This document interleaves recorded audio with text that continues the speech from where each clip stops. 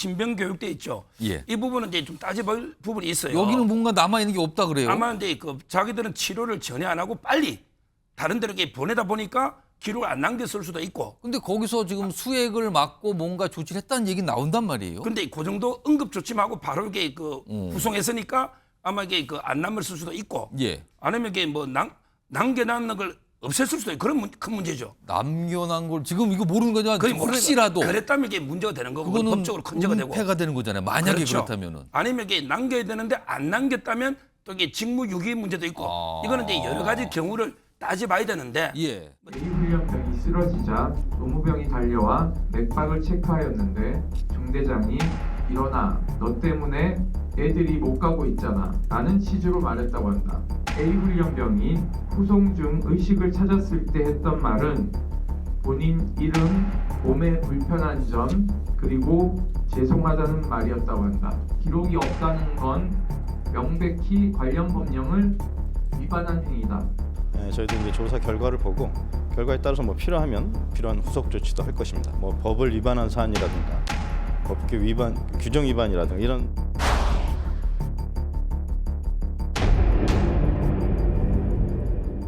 자, 이번 주제 제목이 나왔는데요. 중대장님 죄송합니다. 그럼 이건 중대장님 죄송합니다 보니까 이게 일반 사병이 한 것 같은데요. 이게 얼마 전에 얼차려를 통해서 쓰러졌고 숨진 이 훈련병 얘기입니다. 훈련병이 후송되면서 이런 얘기를 했다 그러네요. 죄송합니다. 아, 이거 죄송할 일 아닌데 죄송하다고 얘기한 것 같아요. 지금요. 화면 좀 볼까요? 당시 상황입니다.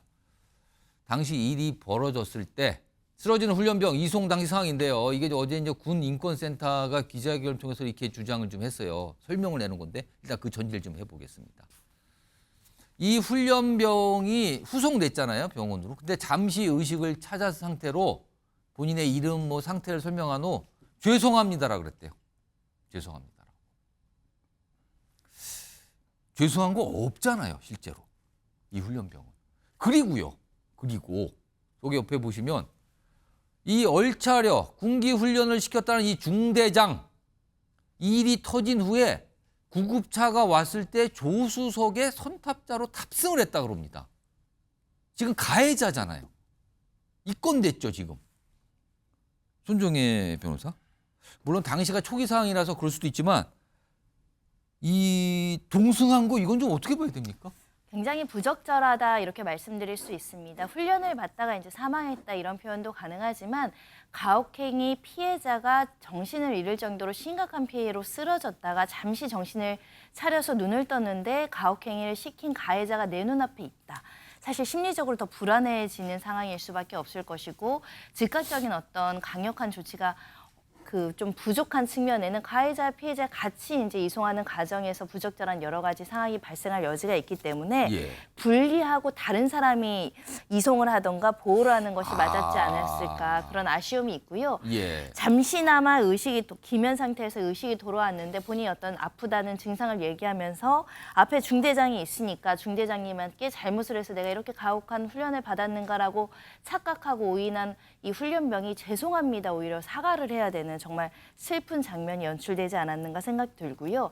이 감정적인 부분을 배제하더라도 실제로 이 먼저 의무병이 달려왔고 이 무대에서 뭐 호흡이나 맥박도 체크했다가 수액도 맞았다는 거 아니겠습니까? 그리고 다른 병원으로 긴급 후송이 되는데 그 과정 전반에도 이 가해자라고 할 수 있는 중대장이 있었다고 한다면 이 지금 훈련병 입장에서는 어떤 심정이었을까? 그리고 문제가 되는 것은 의무대의 의료기록지, 진료기록지도 없다는 사실입니다. 뭔가 기록이 안 돼 있다는 얘기가 나온단 말이에요. 우리가 군 관련해서는 군 보건의료에 관한 법률이 있습니다. 군 보건의료법이라고 하는데 의료법과 마찬가지로 모든 의료인은 진료 기록을 작성하게 되어 있습니다. 의무사항임에도 불구하고 즉각적으로는 쓰지 않았다고 하더라도 추후라도 의무기록, 진료 기록을 통해서 최초의 증상, 상황, 어떤 치료를 했는지 명확하게 기재했어야 됨에도 불구하고 이것조차 지금 남아있지 않다는 겁니다.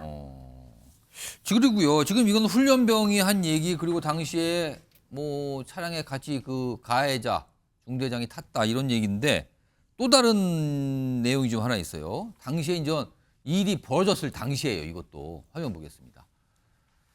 얼차려 당시 상황인데요. 뭔가 이제 문제가 발생한 거잖아요. 지금 이 훈련병, 동기 훈련병들과 함께 완전 군장 한 채 뭐 뛰고 그랬다는 걸 알려줬잖아요. 얼차려 봤더니 쓰러졌어요. 근데 문제가 발생을 한 거예요. 그런데 이 중대장은 일어나라, 너 때문에 애들이 못 가고 있다.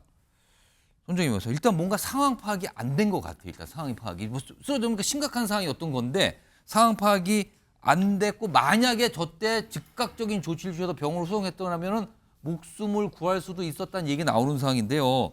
이 부분 일어나라 너 때문에 애들이 못 가고 있다. 그러면서 뭔가를 더 압박을 한 상황이잖아요. 뭔가를 더. 이거 어떻게 봐야 됩니까? 이 상황은. 이 점 때문에 일각에서는 살인죄로 다스려야 된다, 중과실로 봐야 된다. 왜냐하면 심각하게 사람이 쓰러져서 지금 의료적 조처가 초동 대처가 굉장히 중요한 골든타임에서 예. 의료적인 조치를 하라는 게 아니라 일어나라는 오히려 가혹행위를 이어가고 있잖아요.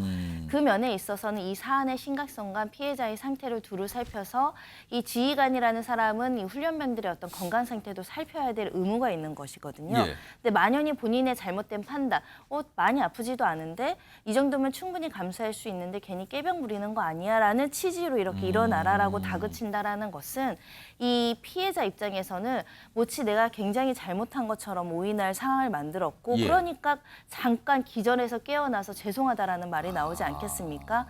정말 기가 막히는 상황이라고 생각할 수밖에 없고요.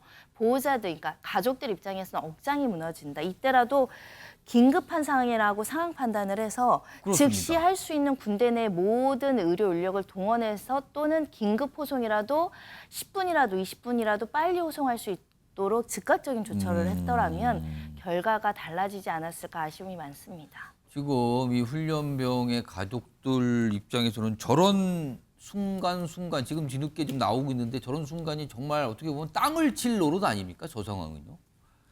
이런 상황에서요. 뭐 잠시 손정혜 변호사가 말씀하셨는데 뭔가 기록이 없다.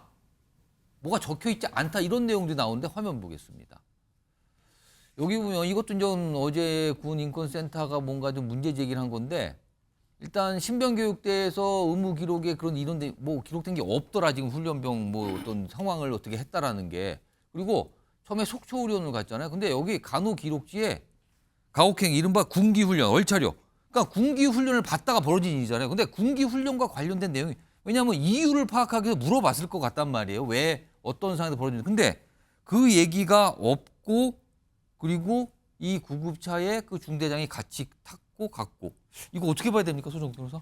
저는 이제 군인권센터 지적에 문제가 있다고 봐요. 아 그래요? 왜냐하면 이게 속초의료원은 수사기관이 아니고 병원입니다. 예. 병원에는 이게 환자의 건강 상태 지금 어떤지, 예. 열이 나는지 이게 어떻게 되는지, 목숨을 구할 수 있는지 이런 걸 기록하고 중요하죠.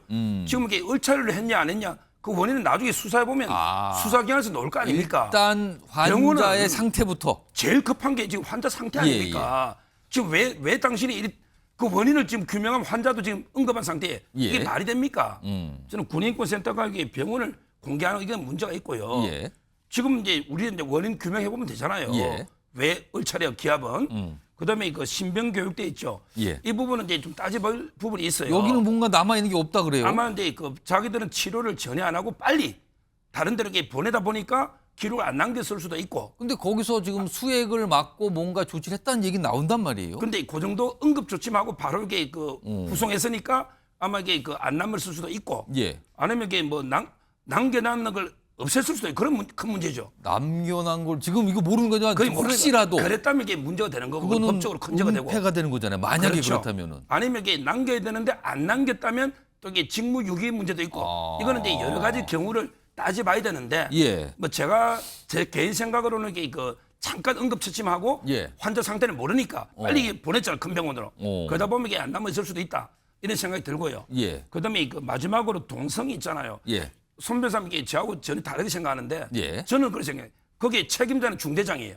그럼 이게 사고가 났죠. 예. 의식이 없어요. 예. 그럴 때 중대장이 그걸 방치해야 될까요? 어. 책임자가 저는 빨리 병원으로 모셔서 어떻게든 구하기 위해서 책임자가 노력하는 예. 이런 저는 생각을 했거든요. 어. 동성했다는 게 예. 이게 언제 깨어나서 가해자로 뭐 이게 부담 이렇게 저는 생각을 못했고 어떤 사고 나도 그 현장의 책임자가 끝까지 빨리 병원에 데려가서 예. 어떻게든 이렇게 생명을 살려야 되잖아요.